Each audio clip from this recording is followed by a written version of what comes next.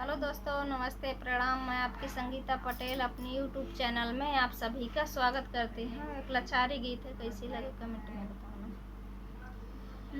नजरिया हो मोर लागी पिया से, नजरिया हो मोर लागी पिया से, अरे लागी पिया से, लागी पिया से, नजरिया हो मोर लागी पिया से, नजरिया हो मोर लागी पिया से।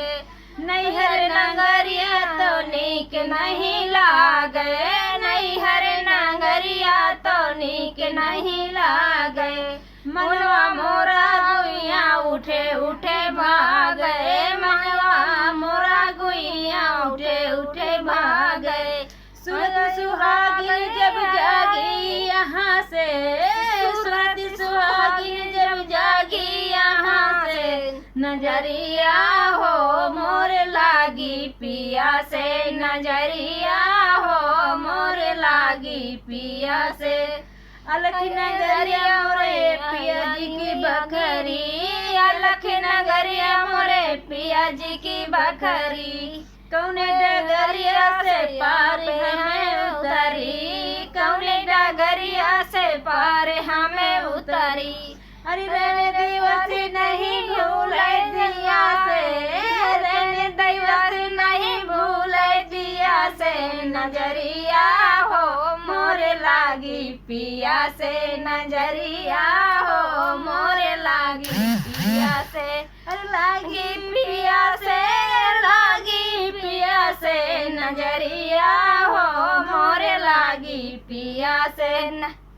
सखिया सहेली कटुके सब बोले, सखिया सहेली कटुके सभी बोले। अपने घर यही आँखों न खोले, अपने घट की आँखों न खोले।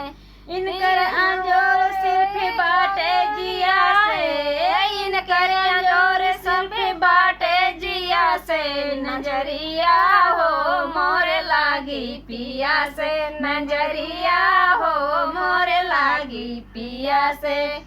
मोर सैया जी की अमृत बानी, मोर सैया जी की अमृत बानी। बूझेगा कोई निर्भय ज्ञानी, बूझेगा कोई निर्भय ज्ञानी।